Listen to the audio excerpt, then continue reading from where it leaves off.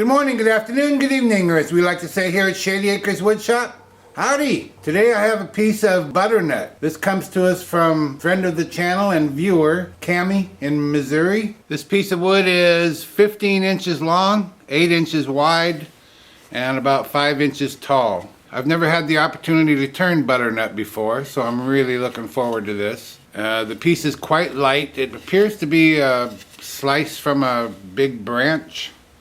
The pith is still intact. Got a very narrow end down here. Cammie said that she had looked at this piece for a week trying to decide what to do with it, and then she thought of me and my viewers and how we'd like to see what happens with it, so that encourages me to see what happens with it. How do I know? Let's find out.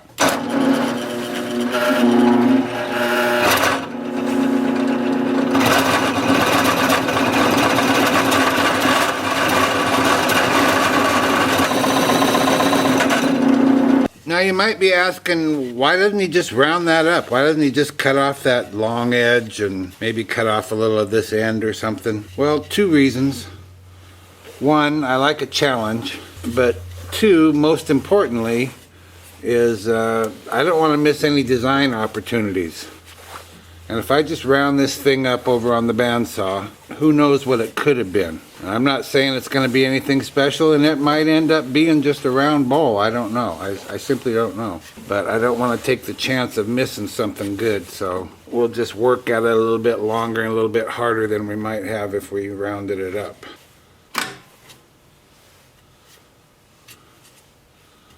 I doubt if it's in real good balance, although it doesn't seem to be bad, but this is the heavy end down here.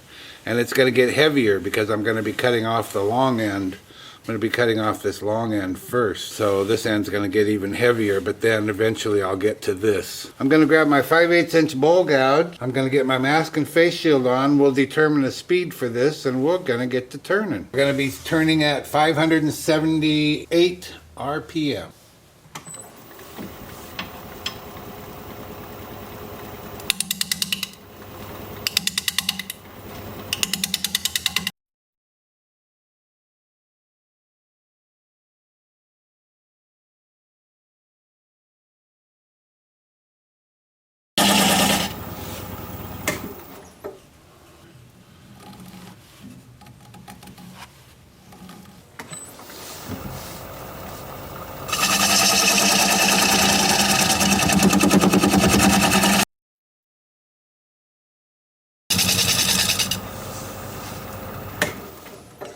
Need to raise my tool rest up a little so that I can use this diamond point tool to flatten the sides of the tenon, straighten the sides of the tenon.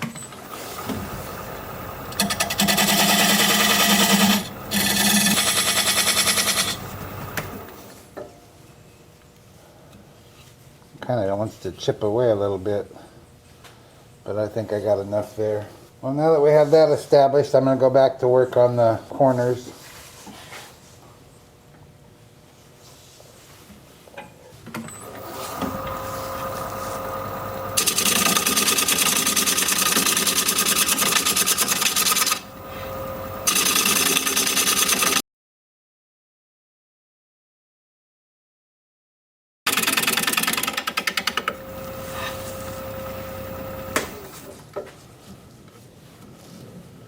This wood is much harder than it looks to me.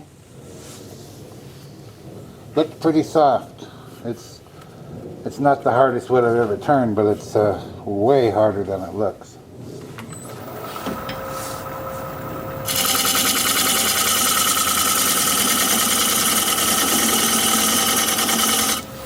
Let's see if I can't pick the speed up some. Pretty bouncy, about 900.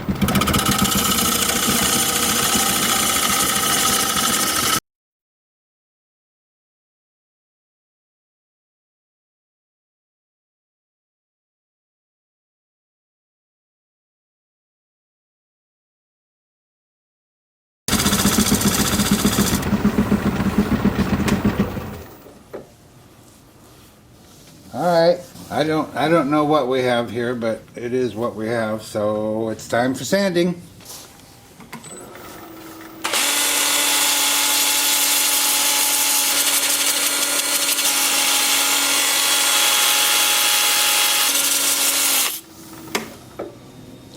Well, it doesn't look like that's going to cause any issues. Should go pretty quickly. I'm going to be starting at 80 grit, working up through 400 grit, and I'll bring you back when it's time to put some finish on here. And I think I know what that's going to be. See you in a bit. Well, the sanding went just as easily as I had hoped. The piece is smooth as silk. So I'm applying sanding sealer. Maybe it's going to take 2 coats of sanding sealer and 2 coats of shellac.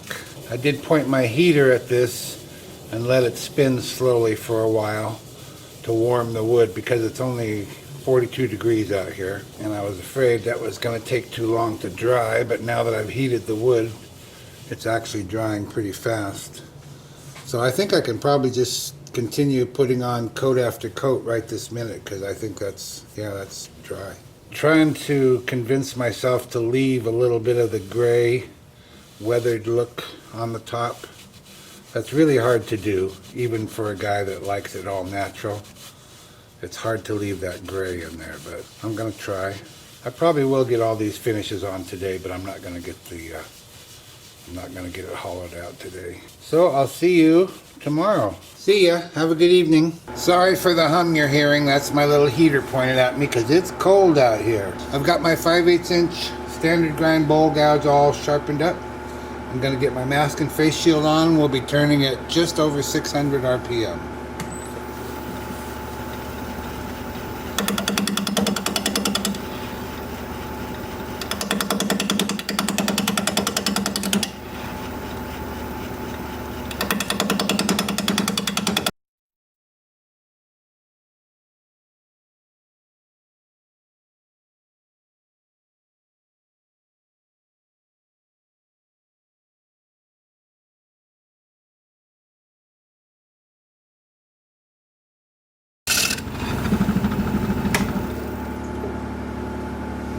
This is just tough stuff. I'm gonna go sharpen up again.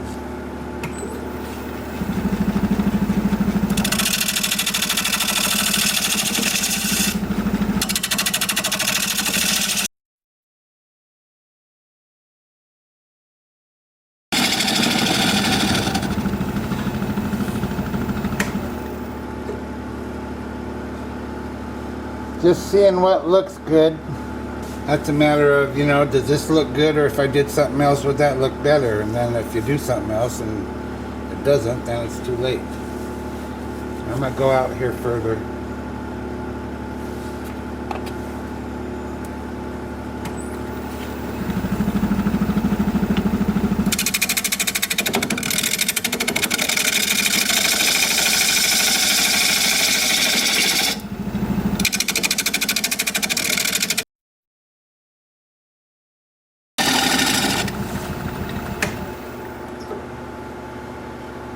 Well, that might be far enough.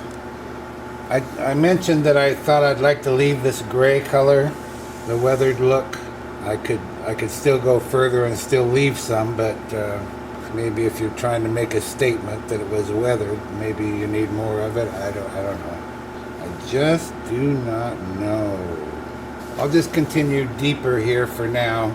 I can always come back out and thin it down some.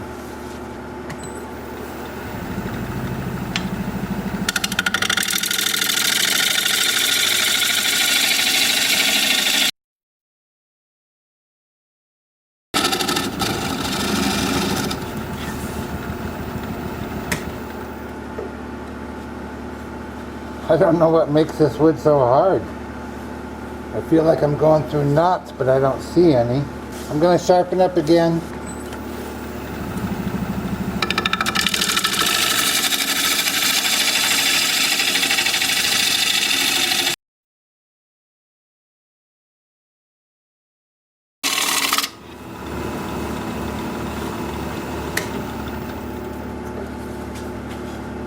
So I check my depth here. Now we're about 3/4 of an inch. About 5/8 on the wall.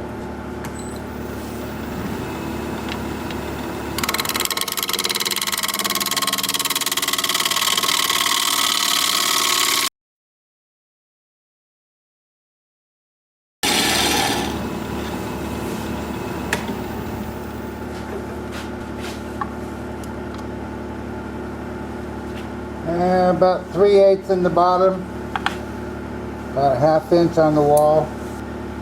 Decision time, thin down these walls or leave them thick. I kind of like them thick in this particular instance.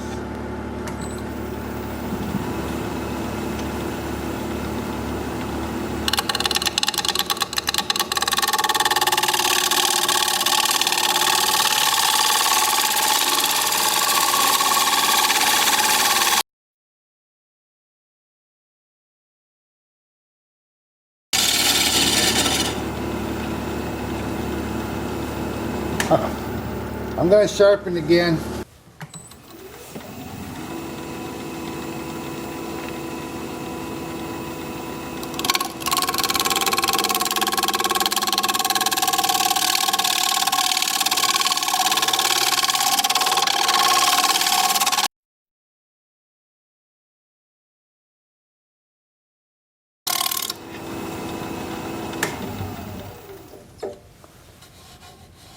Okay, I'm going to put a fresh edge on my scraper and scrape.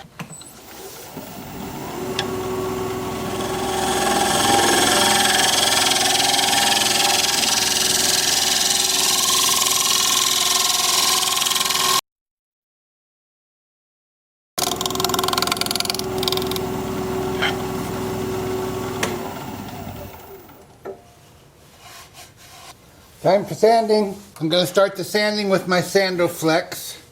I really don't want to change the color of this gray edge. I like it. I just want to keep it. So all I want to do is smooth it and clean it a little bit, but I don't want to change the color. So it's going to take a really light touch. I'm going to leave my fairly worn out 180 grit paper on here to do it. It's going to look something like this. And I can only do it from the inside out because the outside is finished and I don't want to mess that up. So I'll show you how that's going to work.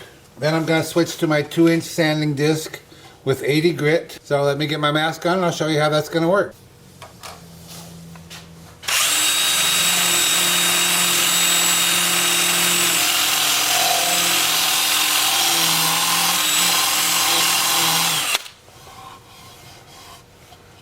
Yep, that worked pretty good. That's about as far as I'm going to take it. And this edge over here is a chainsaw on the edge. And I'm going to sand it lightly, but I'm going to leave some texture of the saw marks in there, just as part of the history of the piece. And then the 2-inch sanding disc with the lathe spinning forward at about 350.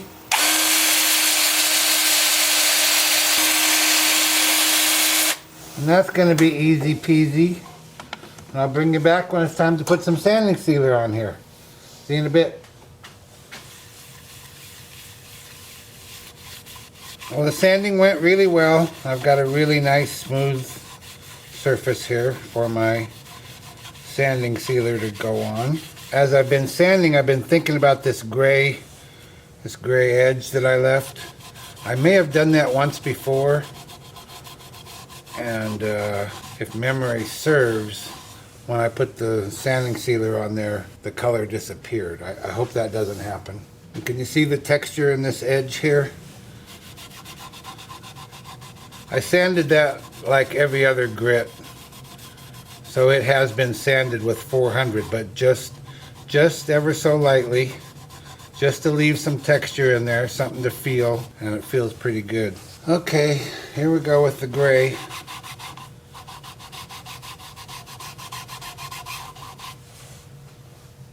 Kind of turning it a darker color, almost black. I don't want to get too much on there because I don't want it running over the outside. But I got to get it covered no matter what. Yeah, I guess you can still tell that it's different than the turned part. It isn't necessarily gray anymore, but it's still weathered. And I guess that's the point. I just have such a hard time just turning a round bowl, you know.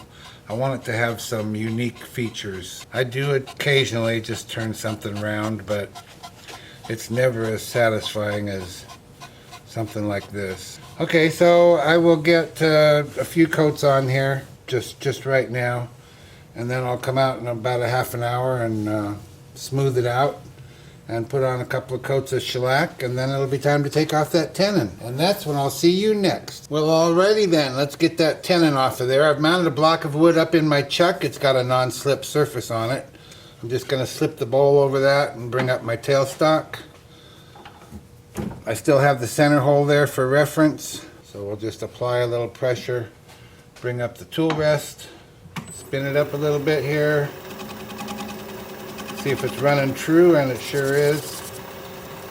And I'm just going to grab a 3/8 inch standard grind bowl gouge and commence to removing that tenon.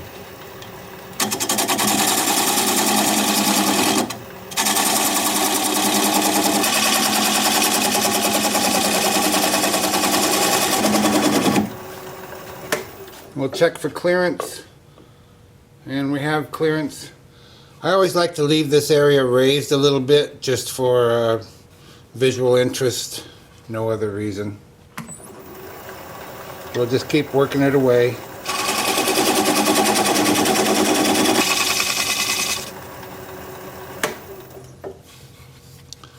That's looking pretty good. Now I'm going to switch to a 3/8 inch swept back bowl gouge, which will allow me to get in there a little bit tighter. And I'm going to get my tool rest just a little bit closer and a little bit higher for support. And I'm going to turn the speed down to about 400 RPM and just keep working that away.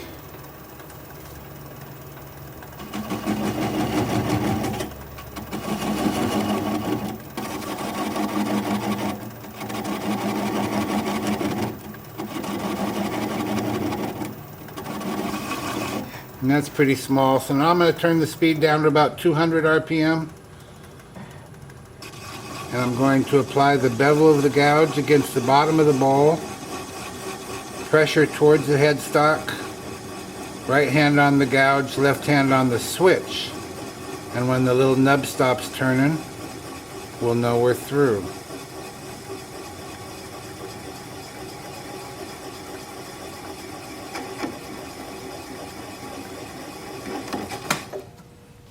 Or sometimes it just falls apart like that.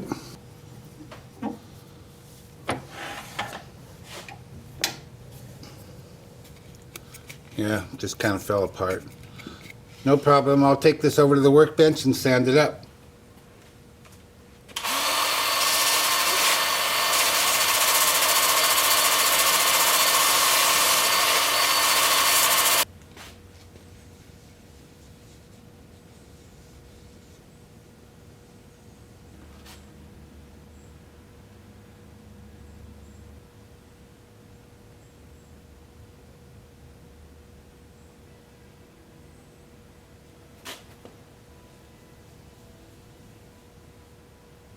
Here it is, one butternut bowl in the books.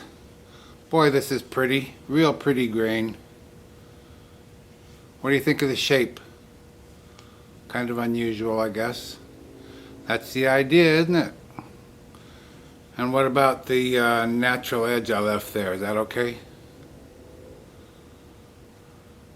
And the cut edge, you see those saw marks on there still? You can feel them barely.